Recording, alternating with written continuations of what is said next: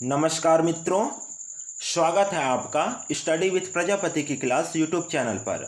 दोस्तों, जो micro teaching lesson plan का सीरीज हम चला रहे हैं, उसी सीरीज को आगे बढ़ाते हुए आज अगला टीचिंग स्किल है जिसको कहते हैं दृष्टांत कौशल, जिसको उदाहरण कौशल के नाम से भी जाना जाता है।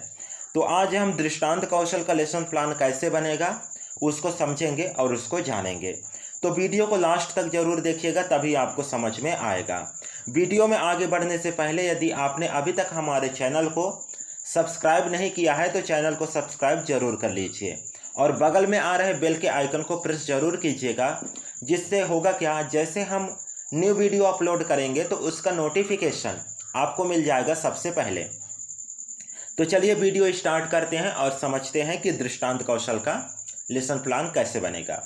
लेसन प्लान बनाने से पहले हम समझते हैं कि दृष्टांत कौशल होता क्या है।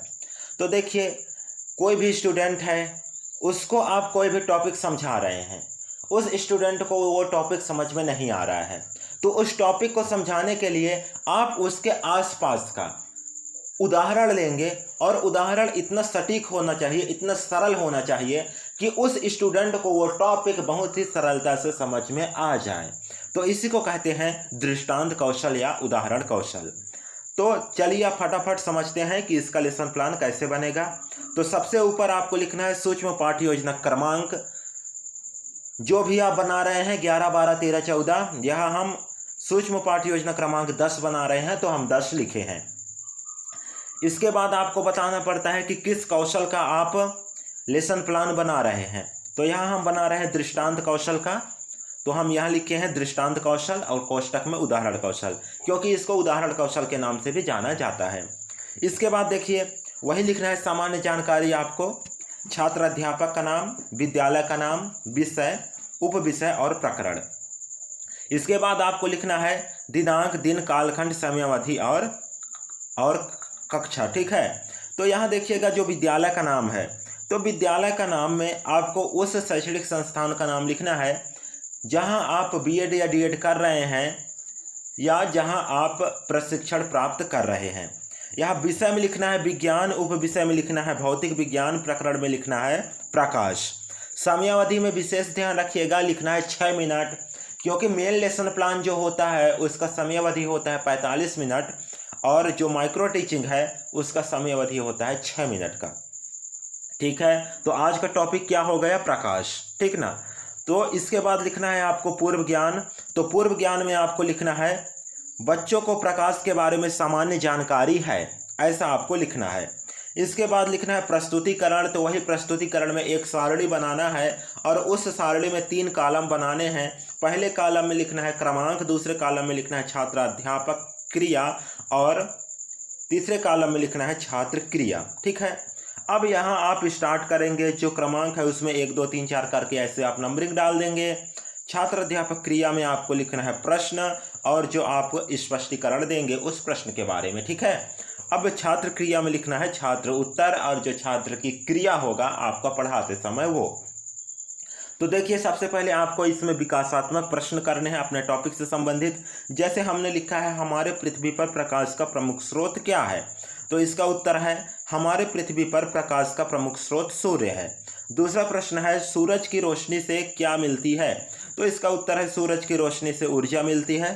तीसरा प्रश्न है प्रकाश के बारे में विस्तार से बताइए, तो छात्र थोड़ा बहुत बताएंगे। ठीक है, थोड़ा बहुत उत्तर देंगे, तो वही आपको लिख देना है। इसके बाद आगे लिखना है स्पष्टीकरण। ठीक ना। तो इसमें प्रकाश की पूरा व्याख्या करना है और आगे जो छात्र क्रिया है उसमें आपको लिखना है छात्र ध्यानपूर्वक सुन रहे हैं। तो इसी प्रकार से आपको प्रस्तुतिकरण पूरा बनाना है। ये देखिए, पूरा जो प्रस्तुतिकरण है उसमें पहले प्रश्न, विकासात्मक प्रश्न, इसके बाद क्या देना है स्पष्टीकरण, इसके बाद देना है उसका उदाहरण, क्योंकि ये उदाहरण कौशल ही है, दृष्टांत कौशल ही है। तो हम हर एक बिंदु को उदाहरण के माध्यम से समझाएंगे, तभी तो यह उदाहरण कौशल कहलाएगा। ठीक है।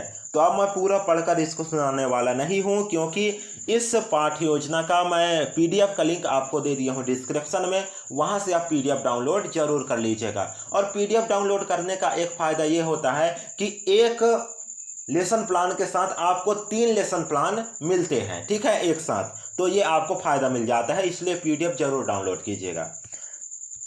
देखिए इसी प्रकार से पूरा बनेगा प्रस्तुतिकरण आपका, ठीक है। अब जैसे प्रस्तुतिकरण समाप्त होगा तो आपका अगला बिंदु आता है मूल्यांकन तालिका का। तो जो मूल्यांकन तालिका है उसमें भी आपका एक सारणी बनेगा और उस सारणी में 3 कॉलम बनेंगे। तो पहला कॉलम है क्रमांक का, दूसरा कॉलम है घटक का, तीसरा कॉलम है मापक का। अब जो मापक वाला कॉलम है उसको हम 3 पार्ट में डिवाइड करेंगे। कौन कौन से? पहला है निम्न, दूसरा है सामान्य और तीसरा है उच्च। तो जो क्रमांक है उसमें आपको वही करना है, 1 2 3 4 करके लिखना है। जो घटक है उसमें लिखना है घटक, ठीक ना, जो कि उदाहरण कौशल के घटक हैं। पहला है उदाहरणों की सार्थकता, दूसरा है उदाहरणों की सरलता एवं रोचकता, तीसरा है भाव व घटना के अनुरूप उदाहरण, चौथा है कक्षा स्तर के अनुरूप उदाहरण, पांचवा है उदाहरण की गुणवत्ता और छठवां है उदाहरणों की उपयुक्तता, ठीक है। तो अब यहाँ देखिएगा मापक में कैसे लिखेंगे।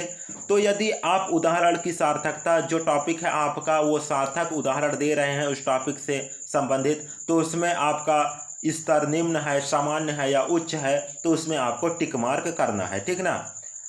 कक्षा स्तर के अनुरूप उदाहरण, जिस कक्षा के स्टूडेंट हैं उन्हीं के अनुसार यदि आप उदाहरण दे रहे हैं तो उसका स्तर कैसा है, सामान्य है, उच्च है या निम्न है, तो उसके हिसाब से आप आगे टिक मार्क कर देंगे। तो ये आपको समझ में आया होगा। अब अगला बिंदु आता है आलोचना या सुझाव। तो आलोचना या सुझाव में आपको लिखना है 1 2 3 4 करके नंबरिंग डाल देना है।